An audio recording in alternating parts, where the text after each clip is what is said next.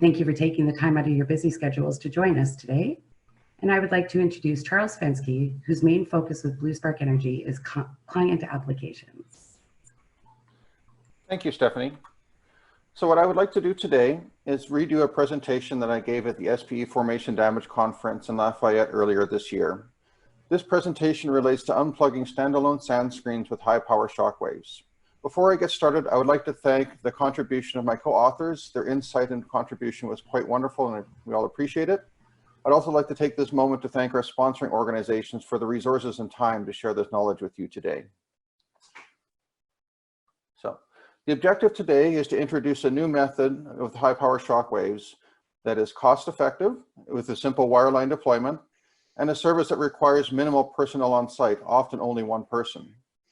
This method is environmentally safe and it doesn't require any use of any chemicals being either brought to well site or having to be managed on that well site. This method also has very low operational risk to sand screens and completions. So now I'd like to share the results of cleaning those sand screens and completions with high power shockwaves. So before we get started, let's have our first poll, please.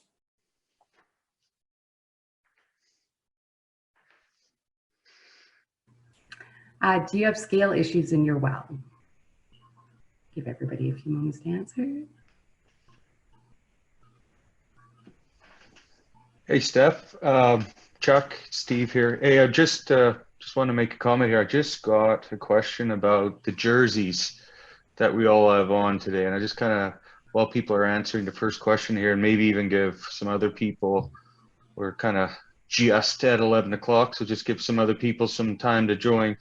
Just kind of want to give a little insight on the jerseys and maybe a little bit of insight on the I guess, reasons why we have them. It's been a tradition since day one at Blue Spark as you get hired, new employees. It's kind of a tradition that everyone would get a hockey jersey with their number on them. The number is kind of represented as the employee number that you would have.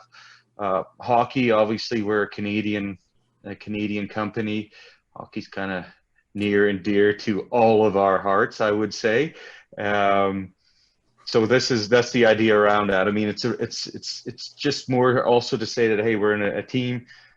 Again, as Canadians, we think hockey is the ultimate team sport, and we think Blue Spark is a fantastic team, and we want to make sure that every part of that team member has an important part to play. So that's kind of the idea around the jerseys. I'll throw it back to you, Chuck. Perfect. You want to go ahead? Okay, so let's start with the basics. Go ahead and talk about our poll. So I guess I could have done that. I never seen the results. Sorry, Chuck. I'll take that too. So, do people have scale in their wells? 38% say yes, and there's even percentage says they don't know. So for the people to say yes, I think you'll find the rest of this presentation interesting, and we hope to talk to you guys more about it at the end here. Thank you. So let's look at our problem statement here. So in a well, typically when you have fluids that have ions, produce fluids that either come from the reservoir coming up in a production fashion or being injected down, when those ions go through a change in temperature and pressure, it's not uncommon for them to actually settle out and start accumulating in the well. Sometimes they accumulate right at the perforations themselves, causing impeding a flow. Sometimes they accumulate along the tubing string coming up or the casing, causing a reduction ID. In extreme cases, they can even actually almost block off the flow altogether. This phenomena, although it happens in the casing, this also happens actually in the sand screen itself. So where the normal function of a sand screen relates to actually filtering out the solid formation materials to prevent them from coming in the wellbore. When you actually get scales start forming up inside them, now they can bond together and make a blockage, which can restrict that flow from actually coming into the wellbore. So what I'll show is treat you with a bit of a video right here. So this video is actually an example of a sand screen that was actually pulled from a well where they was having flow issues. This pores and flow paths themselves are plugged with sand, calcium carbonate, and iron oxides. And what we're going to show in this video is using this downhole wasp tool, actually using the pulsing action and observe what happens to the flow paths.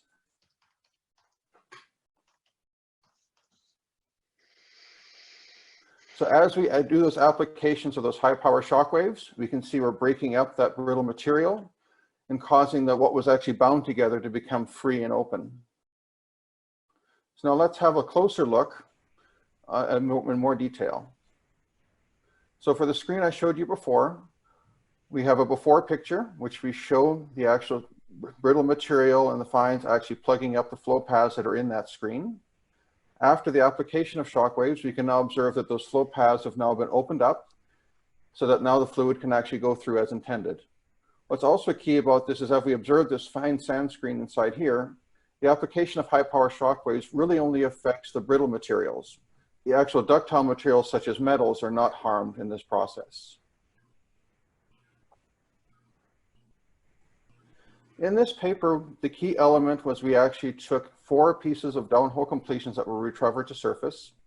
These 4 pieces had different types of scale that were causing blockages in the flow path.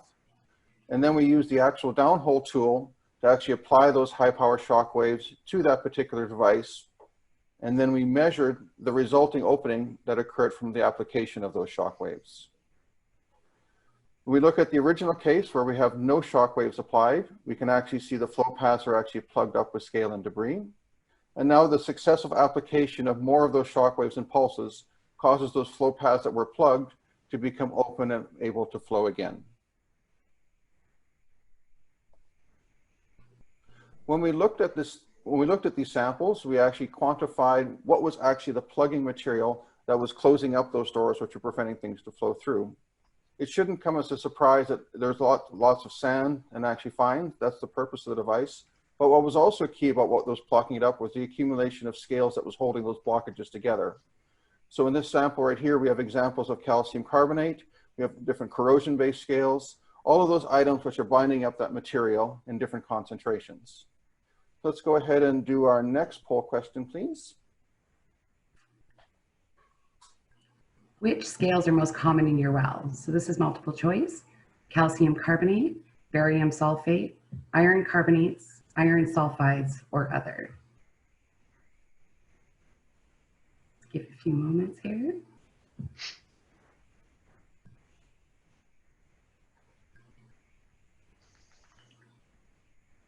Still votes coming in.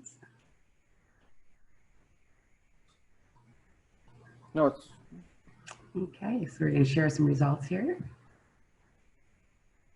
Hey, Chuck, it looks like a lot of people are struggling with calcium carbonate. And I know from our well data and results that we see calcium carbonate as being a challenge that a lot of our customers face. I know we have lots of case studies and examples of that, as she's shown here. But yeah, calcium carbonate, and then barium sulfate, which is a challenging scale for a lot of people, but that seems to be what people are struggling with today. That's good. So it aligns. So let's look a little bit further in. So in these samples today, when we pulsed them, we actually took the debris that was actually removed from the scale, from the sand screens, and then looked at it in much better detail to find out what was the mechanism or what was actually going on in this process.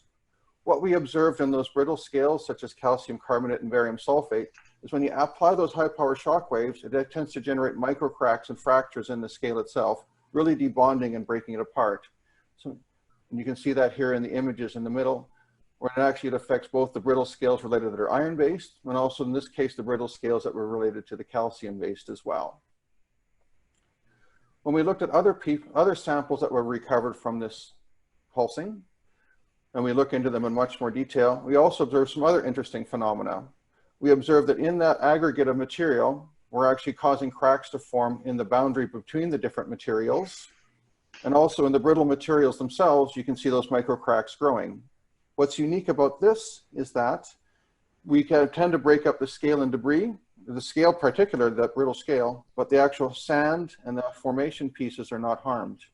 So that way you can actually unplug the blockages and cause the device to work as it was intended to.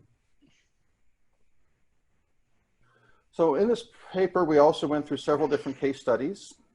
I'm going to hit on a couple key ones here. The first one, which is key, relates to calcium carbonate scale. But what's key about this one, it actually relates to 2 problems in the same well. We have the original problem related to scale accumulation in the casing itself. and a secondary problem related to scale accumulation in the perforations as well. So when we use the high power shockwave tool in the casing, initially we could see the scale accumulation from the ID of the casing growing in. And then after the application of high power shockwaves, we can see that that brittle scale has now been broken away and the ID has been returned back to its original state.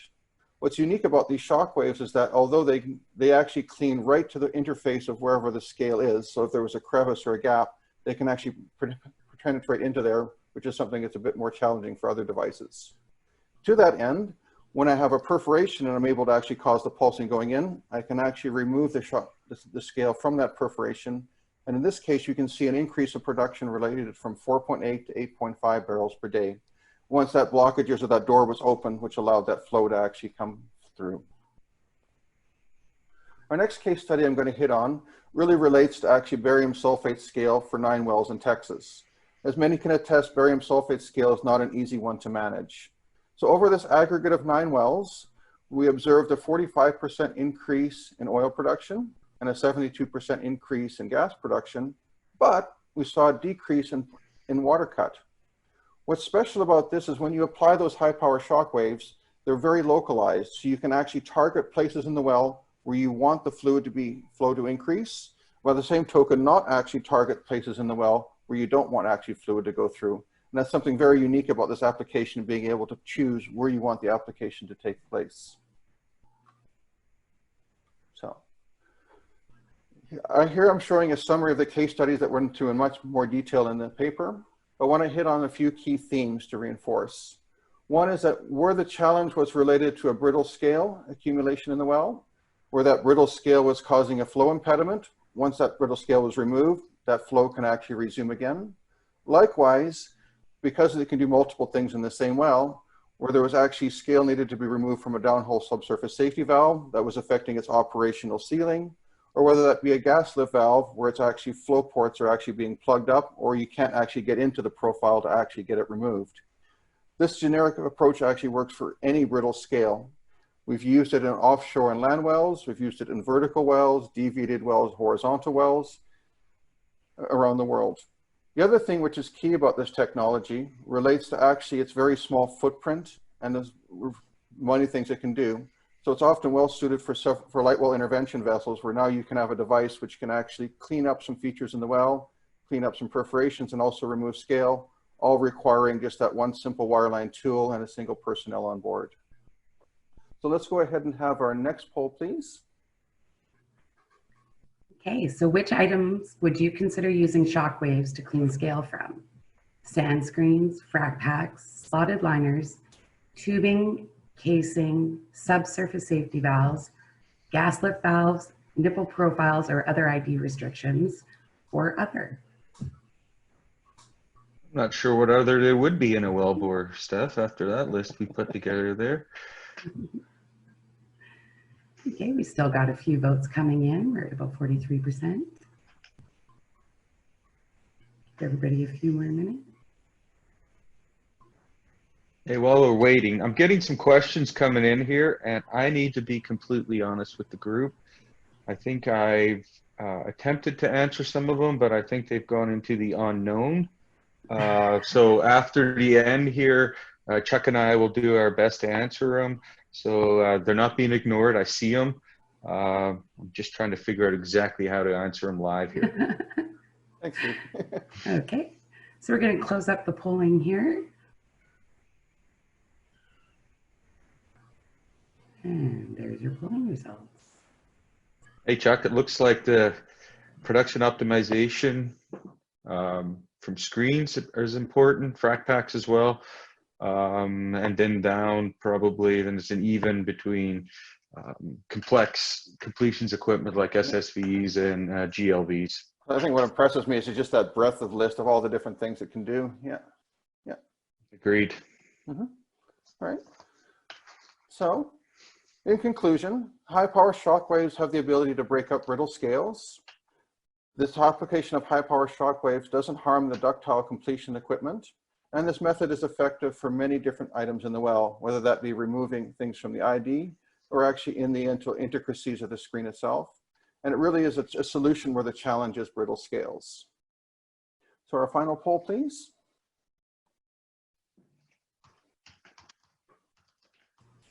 Do you think cleaning scale with Shockwaves is a technique that you would consider in the future? We still have some votes coming in. I'm hoping everyone says yes to this one. We believe in it. Okay. Yeah. And there you go, Steve. Hey. Okay, all right. So now, all right, well, we really appreciate your participation. So now I'd like to transition into the question and answer session. If you please, as Steve mentioned before, please enter your questions in the chat box. Likewise, if you have any additional questions or feedback, please feel free to email us at webinar@bluesparkenergy.com. Get a hold of myself, Charles Fensky, or our sales director, Steve Petton. So with that, I'd like to open up the question and answer session. Go ahead, Steve. Thanks, Chuck. Again, it was an awesome presentation. Appreciate yours and Stephanie's effort in getting this organized today. There were 5 questions that came in as we were going here, so I will start. I'll go through some of these. So, are the results fluid dependent? Chuck, I'll throw that one at you. And I think what we're being asked here is, will this work with oil? Will it work with water?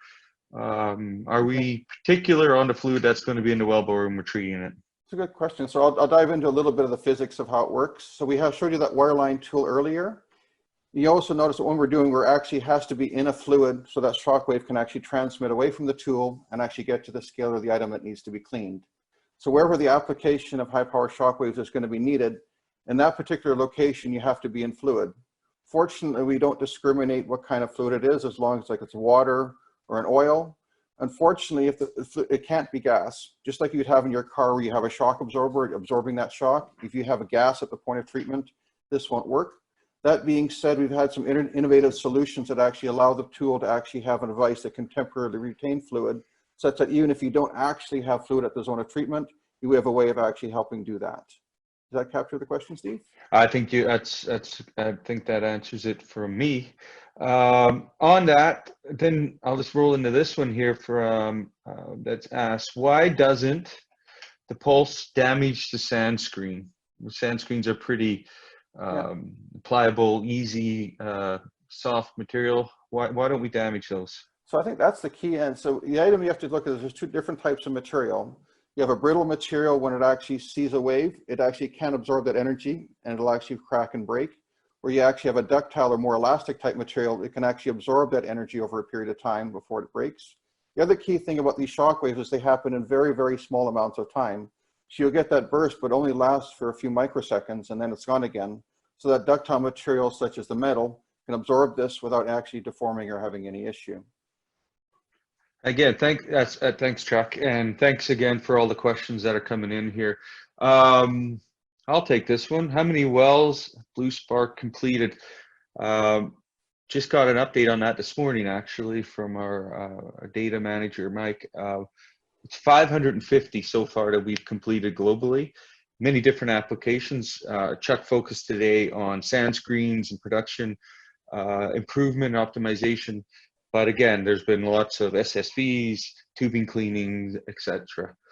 On that, then, Stuart asked, have we ever considered using the WASP in surface line blockages and not just wells? And we get this a lot. Whenever we present this technology, we get lots of questions around what if, how could we do other applications? I think the answer to that is if we can get the tool safely into these surface lines and there's a liquid medium there, then absolutely it's something that we could consider and look at. Here's one for you, Chuck. Does that mean, I guess with your answer of brittle materials, does that mean that it does or doesn't work on soft materials like wax, paraffin, asphaltenes? That's one of the challenges you can imagine if you were to take a rubber hammer and smack something soft and like a rubber mallet, the hammer hitting rubber, that rubber would absorb it and it would actually cause it to deform. So that is true that we're not going to have that effectiveness in those type items. Yeah. Okay. One other here. Chuck, just go into how many pulses we can do per run, and maybe even expand out a little bit about how many pulses potentially are even required for different applications that we'd be treating. So the WASP tool comes in two basic configurations. One configuration, the standard one, can do about 3,000 pulses per run. The extended life version of the 6,000 pulse tool can do 6,000 pulses per run. When we're pulsing, it is dependent a bit on material. What we've experimentally observed is that where the materials are related to precipitate scales such as calcium carbonate or barium sulfate, they tend to break up easier. Where we have scales that are more corrosion based, such as actually iron sulfates or iron oxides, those tend to actually take more. So in situations where it's where you don't actually know what you do, we tend to default at approximately 200 pulses per meter. That being said, as you get more information of the well, that we can actually plan to optimize that accordingly. That's awesome. Got a question here from a very smart guy, I know for sure. What is the preferred well conditions for deploying the tool? Flowing while pulsing, pulsing in static conditions, pulsing while injecting. Why and what typically has the best results? Okay, so I'm going to break it down into bitty pieces. So the first thing we need to consider is we have to be able to get that shock wave to wherever it happens to be. So as I mentioned before, gas absorbs shock waves, so that media between having the least amount of gas possible, ideally none, is optimal for getting that to transmit over. The next part of the equation relates to once you actually break it up, now you look at actually the transportation. So typically when it breaks off the wall, in a vertical well or where there's reasonable deviation, it'll fall and bring it away. So if there's much material going by, you may actually get some hydrotransport type effects actually flushing it along. That being said, likewise, sometimes you can actually get some assist from the reservoir. So let's suppose I have a blockage, so I have pressure 1 and pressure 2. When I start cracking that door, as you can imagine, that pressure assist can actually cause some of that stuff to break out freer and make its way forward. Likewise, unfortunately, the opposite is also true. If I have a heavy overbalance, it may push the other way. So those are some of the factors you can consider of actually how to work it from there. But really, you have to look at the application of what you're trying to do and the variables that constrain you. Thanks, Chuck. Let me see. I've got one more question. I'm not sure if there's anyone else. Oh, there's some more coming in here. What are the most significant risk and consequences associated with the operation? That's a good question. We get this a lot in a lot of the applications we've been talking to customers with, and the minimal risk that's associated with deploying our tool is one of the reasons why we feel we've had such great success in the last short period of time. So Chuck, what's some of the risk that we see that our customers have kind of maybe suggested to us? So one of the risks is, as you can imagine, we're going into wells that have scale and ID changes. So one of the ways we minimize that risk of having a very slick tool such that there's nothing to hang up or grab. So if we can actually get down and get through, we can actually work ourselves accordingly. Some of the other risks relate to is really the unknown. One of them, so we go through a very detailed pre-job planning to actually reduce that risk. To mention some things that we actually do have fluid we're going to be treating. We actually do not have gas where we don't want it to be. So some of those things that we actually work out is mitigating the risk. One of the other key variables about this is our energy level. As you can imagine, we've actually have a very tuned product for the oil field application such that we can actually make sufficient output to break up those brittle scales, but we're not having ludicrous amounts that could actually cause metal to implode. So that's another thing that's worked into it. It's a device that's set up in such a way that we're not going to do any harm. In reality, either we'll do something or nothing. Yeah. Yeah, I know. It's kind of an odd answer that when I get this sometimes, it's the biggest risk outside of the, same as if you were deploying a production logging tool. I mean, we have a slick body tool, so the chances of getting stuck are minimal. The pulsing's happening at the bottom of the tool, so the debris is kind of falling down. But yeah, because of the way the low energy that we're using, again, just to reiterate, the worst thing that could happen is that we have a minimal to no effect on anything that happens in your well. And I'm not exactly sure what else we can do in the oil and gas industry when you're running something that you have minimal risk. Well, I think the other thing that's key is that this really works really well on scale. It doesn't fix a broken control line. It doesn't fix a zone that has no reservoir drive anymore. It's really good at getting rid of scale. Yeah. Okay, now the questions are coming in fast. Let me just kind of, sorry about this, just real quick. Any plans, Chuck, for a 15K rated tool? I think this is coming from a customer in the Gulf of Mexico. Yeah. So I think what we like about this application is each time we do this, we get more and more interest. So although we made our original profile to handle 10K and 130 degrees Celsius, we're getting more and more applications and challenges to push ourselves forward. And that's something we're looking to enhancing and improving as we go. Okay, I think we've answered this one. What is the distance? Okay, nope, this is a different one. What is the distance that the shockwave can travel from the well? Where are you in your research point? So I think some of these, I think I'm going to reply to this, and this is an anonymous attendee. I don't know if you want to take this with Chuck. I mean, there's some science we have and we can share with these. I think the other thing to keep in mind is we're unfortunately still constrained by the laws of physics. So as you can imagine, we have a point source. As that point source makes the shockwave, as it grows away from it, its amplitude decreases. So there's no doubt that that wave can travel a long ways away from the wellbore. The challenge is as it travels away, does it have sufficient energy and output to actually cause that brittle material to break? And I think that's the key part. So as you can imagine, for wellbore applications on the IDs of tubing or on the IDs of casing, that would definitely, it works extremely well. If you can imagine trying to have enough amplitude many kilometers away, I don't believe that it would do that. So, okay, that's what we have for questions. I'll give it a couple. I'll just say a couple more thank yous, but if there's any other questions, please direct them to the webinar at bluesparkenergy.com, myself, S.Penton at bluesparkenergy.com, or Chuck at c.finsky at bluesparkenergy.com. But again, I want to thank everyone. I want to thank for joining. I want to thank Chuck and Stephanie for helping me host this today.